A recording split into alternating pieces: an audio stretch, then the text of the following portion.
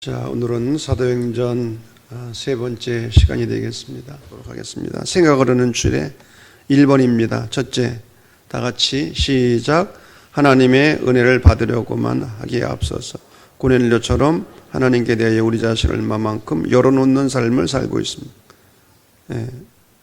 은혜 받으려고 하기 전에 얼마나 우리가 하나님 앞에 우리의 마음을 오픈하느냐. 여러분, 그릇을 뚜껑을 덮고 있는데 어떻게 물이 들어갑니까? 열어놔야지.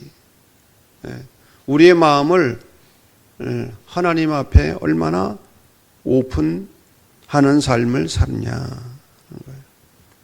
두 번째, 시작. 우리는 유대인들이 가지고 있었던 민족적, 종교적 배타주의와 같은 편협한 선입관에 사로잡힌 나머지 어떤 사람이나 사물을 잘못 판단하고 있지 않습니까? 잘못된 관념과 편견으로 자신들과 다른 이들을 선입관, 편견, 이게 얼마나 위험한 건지 몰라요. 한번 선입관이 잘못 들어가면 사람을 잘못 보는 거죠. 잘못 판단하는 거죠.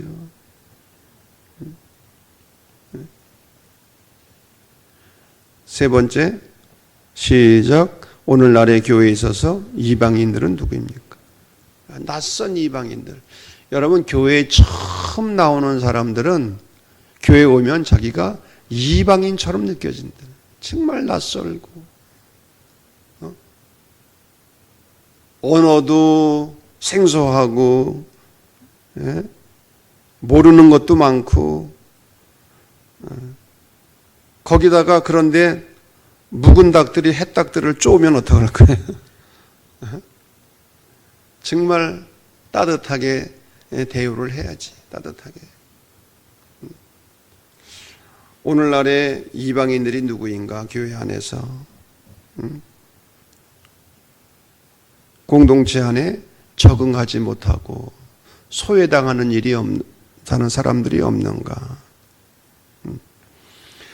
자, 용어의 해설입니다. 이달리아 부대라 하는 군대 백부장. 이 백부장은 로마 군대의 지휘관입니다. 100명의 부하를 통솔하는 그런 지휘관입니다. 우리나라 군대로 말하면 중대장이 한 130여 명 정도 부하를 통솔하니까 중대장 정도의 위치에 있는 사람으로 보면 될 거예요. 이 고넬료는 로마 군대의 백부장이었다. 자, 10장 34절 보면 하나님은 사람의 외모를 보지 아니하신다. 여기서 외모를 보지 않는다고 하는 이 말은 사람을 차별하지 않는다는 거예요. 그래서 야고보서 2장 1절을 보면 이 단어를 사람을 차별하여 대하지 말라 이렇게 번역을 했거든요. 영어 성경에서도 편파성 또는 불공평 이런 단어로다가 번역을 했거든요. 그래서 하나님은 사람의 외모를 보는 분이 아니다라고 말할 때 그 의미는 뭐냐? 하나님은 유대인이나 이방인이나 차별을 두고 대우하시지 않는다는 거예요. 유대인들은 이방인들을 무시하고 차별하고 업신여겼지만은 사람 취급도 안 했지만은 하나님은 절대로 그런 분이 아니라는 거예요. 유대인이나 이방인이나 하나님께는 아무런 차이가 없다는 거예요. 이것을 말하려고 하는 것입니다. 그리고 사도행전 9장 43절이나 또 10장 6절에 보면은 무두장이 시몬의 이야기가 나와요. 무두장이가 어떤 사람입니까? 가죽을 다루는 사람이에요. 가죽을 다루는 사람. 가죽을 다루는 일을 업으로 하는 사람이 무두장인데 가죽을 만진다고 하는 것은 죽은 짐승을 만져야 되는 거예요.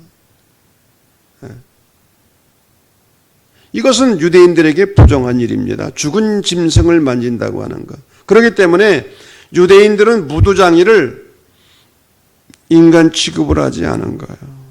무시하고 경멸하고 근데 사도행전 9장 43절이나 또 10장 6절을 보게 되면 요바에서 베드로가 무두장이 시몬의 집에 머물렀다.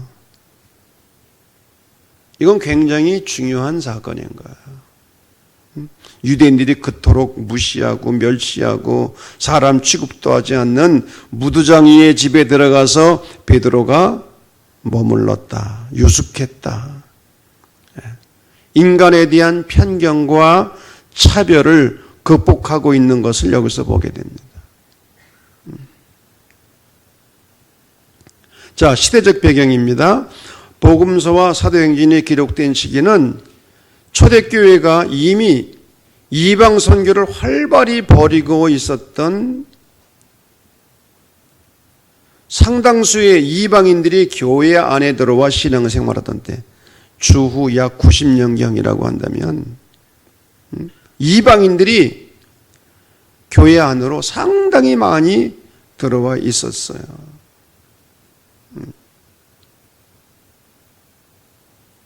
그런데 유대교로부터 종교적 박해와 그리스도교와의 유대교의 갈등과 대립으로 유대인들에 대한 선교가 한계에 부딪히게 되면서 유대인들이 이 그리스도교인들을 박해를 하고 힘들게 한 거예요. 그러니까 복음이 이방인들에게로 대상이 갈 수밖에 없는 것이죠. 그런데 이방인들 중에는 지금 초대교회 사도행전이나 초대교회의 관심은 지금 이방인들입니다. 어떻게 이방인들에게 복음을 전해서 그들을 구원할 수 있을까? 근데 이방인들 중에는 상당수의 사람들이 유대교회에 관심을 또 가지고 있는 거예요. 유대교회의 높은 윤리, 도덕, 여기에 관심을 갖고 유대교회의 호의적인 반응을 보이는 사람들이 많았어요. 그래서 이런 사람들 중에는 두 부류가 있었는데, 유대교로 완전히 개종하는 사람, 다른 한편으로는 완전히 개종은 하지 않았지만 하나님을 믿고 두려워하는 사람. 아직 유대교회는 안 됐지만 그러나 하나님이 계신 걸 알고 하나님을 두려워하는 사람. 전자를 개종자라고 한다면 후자를 하나님을 경외하는 자라고 부를 수 있습니다. 그래서 사도행전 10장에 나오는 로마의 백부장 고넬료가 하나님을 경외했다. 바로 이런 사람인 거예요. 로마 사람이지만은 유대교를 통해서 하나님이 계신 걸 알고 하나님을 두려워하는 그런 삶을 산 거지요. 고넬료야말로 전형적으로 하나님을 경외하는 자였어요. 자, 그런데 이 고넬료가 회심을 하게 되죠. 이게 베드로의 선교 여행 중에서 가장 중요한 사건입니다. 이것은 이방인을 처음 예수 믿게 한 사건이고 베드로를 세계 선교에 눈뜨게 한 사건이에요.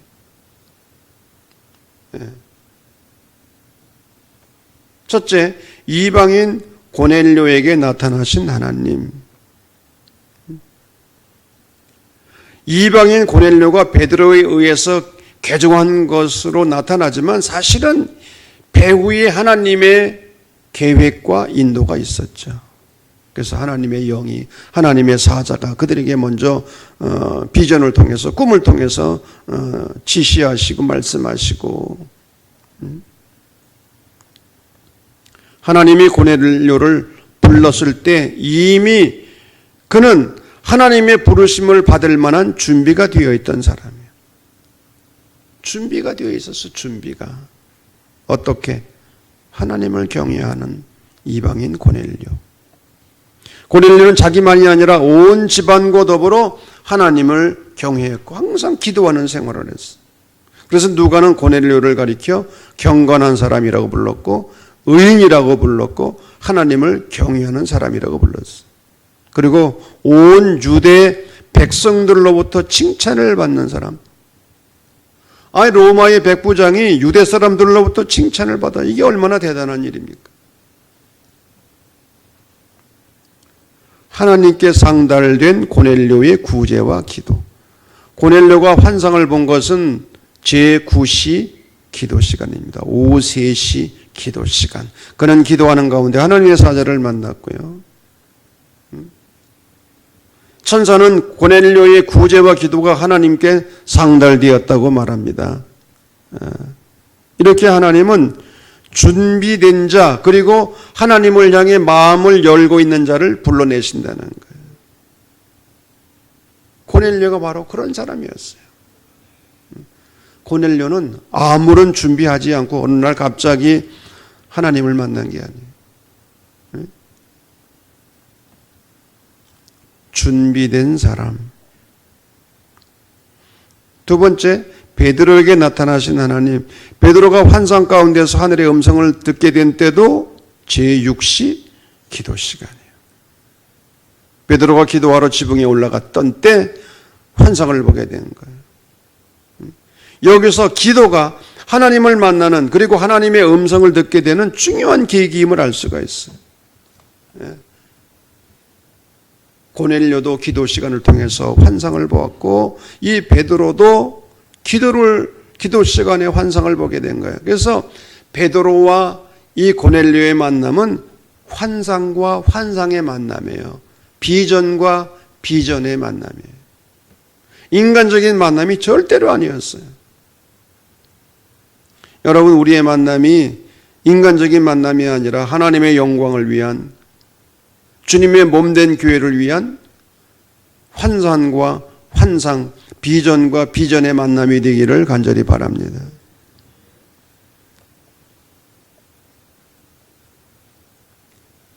베드로에게 말씀이 들립니다. 부정한 짐승들을 잡아먹어라. 하늘로부터 보자기 같은 그릇에 담긴 짐승들이 내려오는데 다 부정한 것들이에요.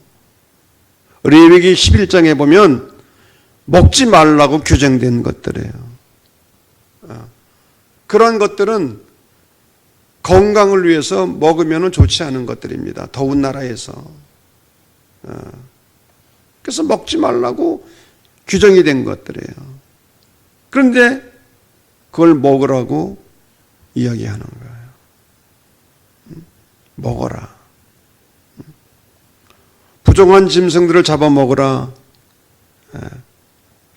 그러니까 베드로는 속되고 깨끗하지 않은 것을 먹을 수 없다고 이야기합니다. 그때 하나님께서 뭐라고 말하세요?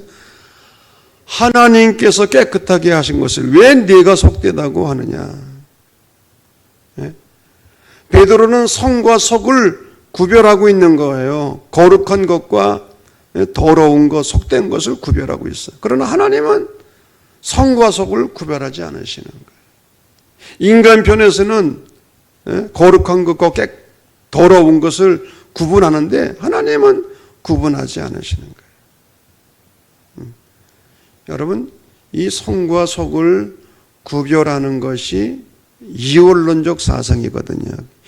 2000년 기독교 역사 속에서 이 그리스도교 신앙을 가장 변질시키고 위협했던 것이 이원론이에요. 성과 속을 구분하는. 오늘날로 말하면 교회 일은 거룩한 일이고 교회 밖에서 하는 일은 세상 일이고 주의 일이 아니고, 이것이야말로 이원론적 생각이죠. 여러분, 밖에서 교회 밖에 나가서 하는 일도 남을 해롭게 하거나 남에게 피해를 주는 일이 아니라고 한다면 그 일이 거룩한 일이 되는 거죠. 아멘. 거룩한 일이 되는 거예요. 하나님은 성과 속을 초월하시는 분이며 유대인과 이방인을 외모로 취하지 않는 분이다.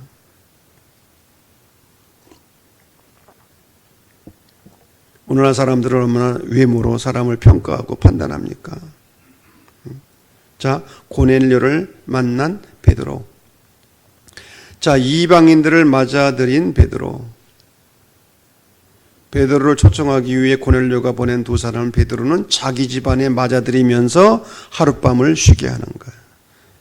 여러분, 이거는 율법으로 있을 수 없는 거예요. 유대인으로서 이방인들을 사귀거나 가까이 할 수도 없는데 그 사람들을 자기 집으로 끌어들여 가지고 잠을 자게 한다? 이것은 상상도 못하던 일이에요. 이것이 가능했던 것은 하나님께서 깨끗하게 하신 것을 네가 속되게 하지 말라는 하늘의 음성과 성령의 지시에 따른 거죠.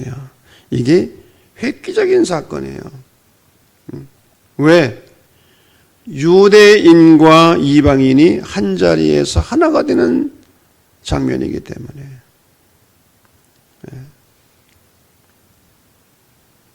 그런데 고넬료가 보낸 이방인들을 자기 집에 끌어들여서 함께 유숙하게 한 베드로는 그 다음날 가이사랴로 가서 고넬료의 집에 들어갑니다. 고넬료도 이방인입니다. 이방인의 집에 들어가서 이방인과 교제를 하게 돼요.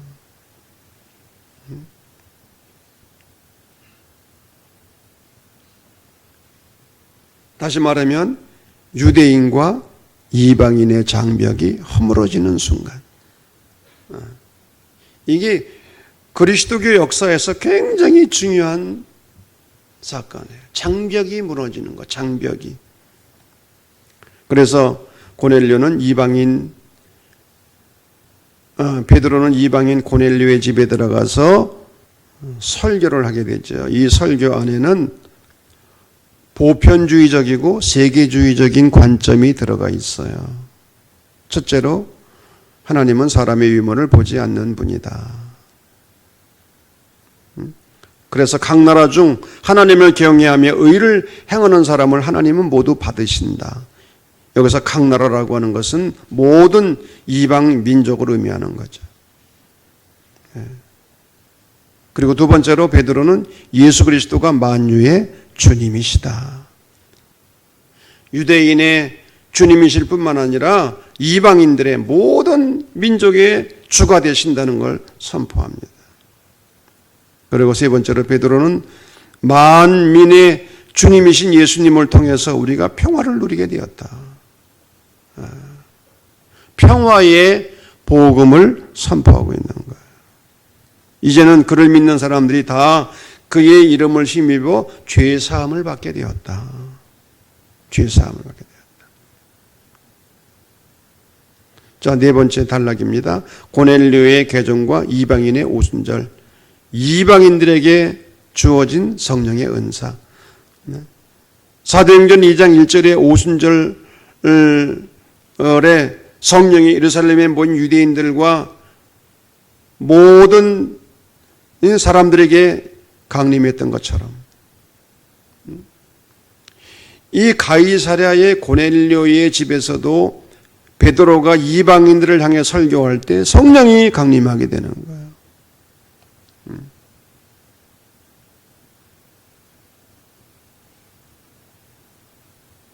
하나님은 사람의 외모를 보지 않는 분이기 때문에 유대인이나 이방인을 가리지 않고 똑같이 성령을 부어주신 거예요.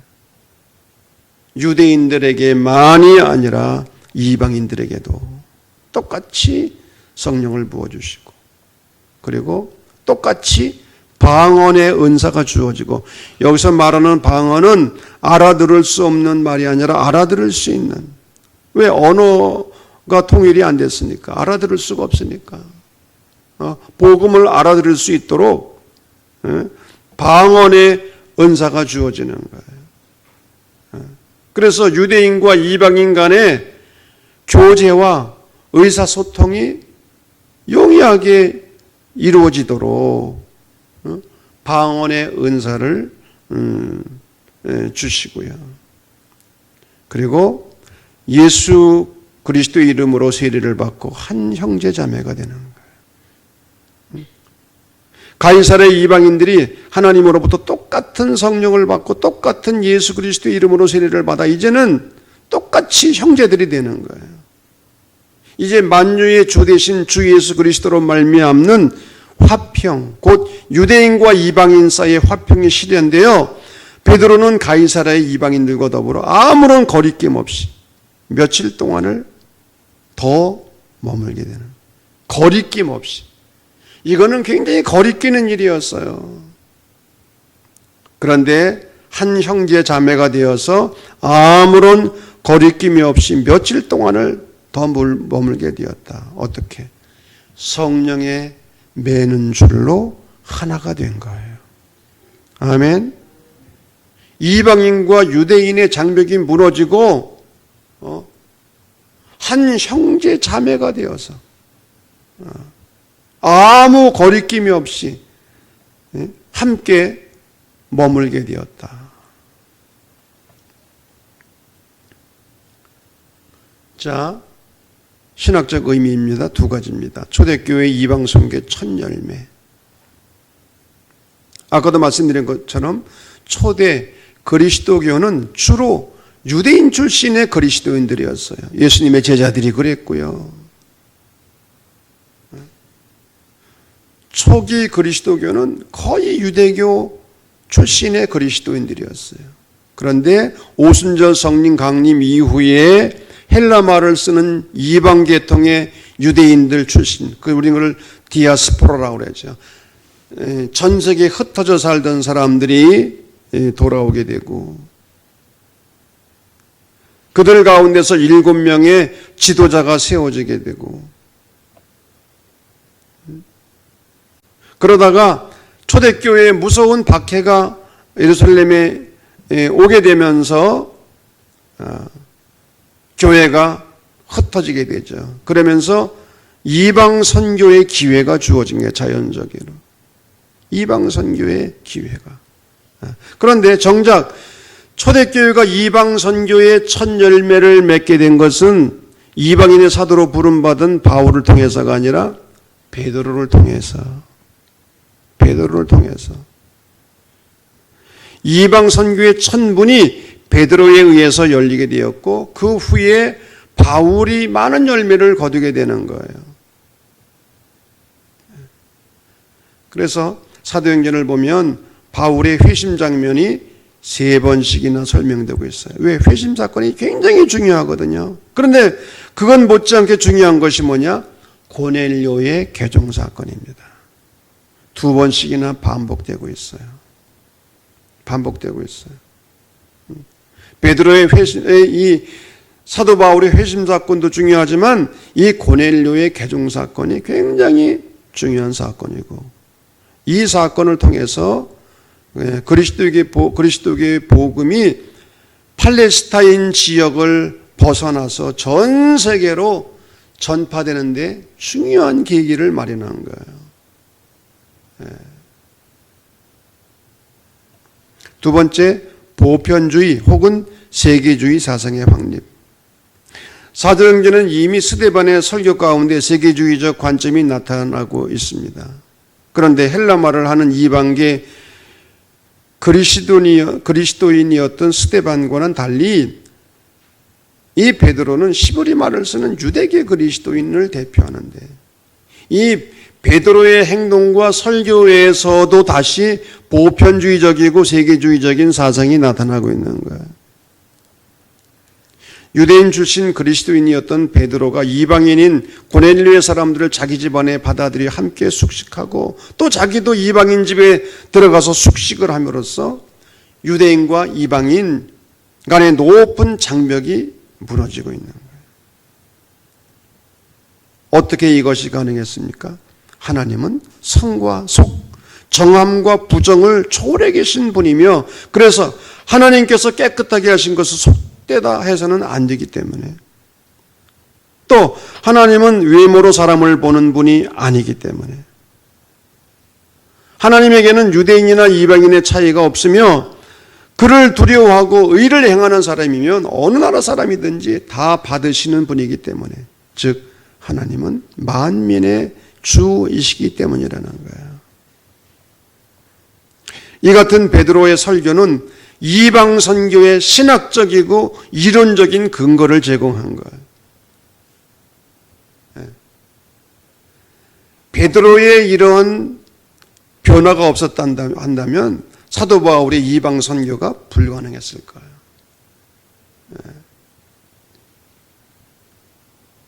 베드로의 설교가 이방 선교의 신학적이고 이론적인 근거를 제공했다.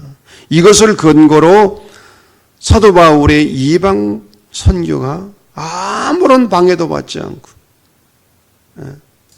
복음이 땅끝인 로마에까지 전파되는데 결정적인 역할을 하게 된 겁니다. 고넬료의 개종 사건이 왜 중요하냐? 고넬료의 개종을 통해서 비로소 초대 그리스도교는 유대적 민족적 종교의 틀을 벗어나 세계 종교로 그 모습을 드러내기 시작하는 거예요. 이게 세계 종교로 이제 발돋움하게 되는 거예요.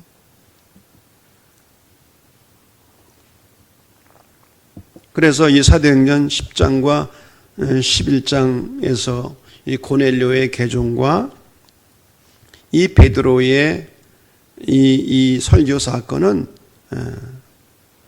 그리스도교 역사에서 굉장히 중요한 의미를, 그래서 예루살렘 유대에 머물러 있던 복음이 사마리아로 땅끝까지 전파되는데 중요한 신학적 사상적 기반이 되었다. 자, 성찰과 나눔입니다. 1번 고넬료는 시작. 고넬료는 하나님의 구원의 은혜와 성령의 충만함을 받기에 앞서서 스스로 항상 하나님 앞에서 철저하게 열어놓는 겸손한 사람이었다. 모든 문제에 있어서 가장 중요한 건 우리 자신의 태도이다. 우리 자신이 늘 깨어있고 늘 준비하는 삶의 자세를 가질 때 언젠가는 하나님께서 우리를 찾아오실 것이다. 오픈 마인드, 하나님 앞에 또 말씀 앞에 자신을 열어놓고 늘 깨어있고 준비하는 삶을 살 때 하나님께서 반드시 우리 가운데 역사하신다는 거죠. 두 번째, 시작. 예수 그리스도의 수제자이며 예루살렘 교회의 큰 기둥인 베드로조차 환상 가운데서 부정한 음식을 먹을 수 없다고 했다. 왜곡된 선입관은 이처럼 무서운 것이다.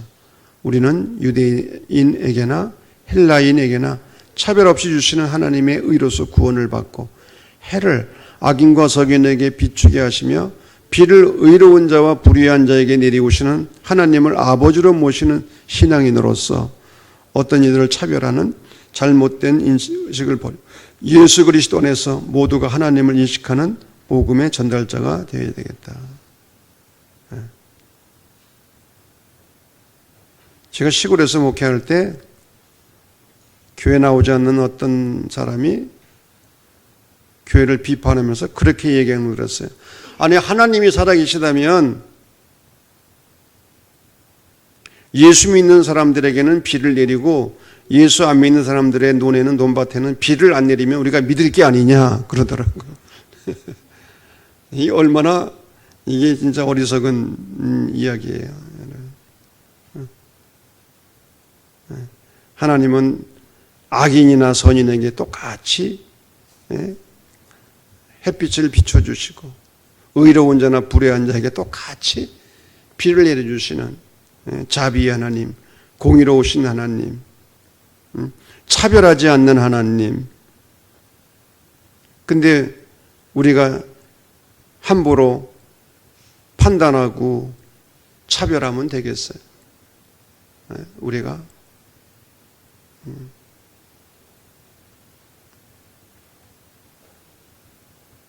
우리 안에 행여나 이원론적인 사고가 있다면 그것을 깨뜨려 버리고 성과 속을 초월해서, 제가 항상 드리는 말씀이지만 교회 밖에 나가서 하는 일이 주의 일이 되고 내가 머물러 있는 그곳이 거룩한 성소가 되는, 아멘. 교회에서 예배드리고 기도하는 것만이 거룩한 일이 아니라 밖에 나가서 하는 일도, 밖에서 나가 하는 일상의 일도 거룩한 일이 되도록. 그래서 성과 속이 구별되는 또 다른 그런 이중적 삶이 아니라 일치되는 그런 삶이 하나님께서 기뻐하시는 거룩한 성도의 생활인 줄로 믿습니다.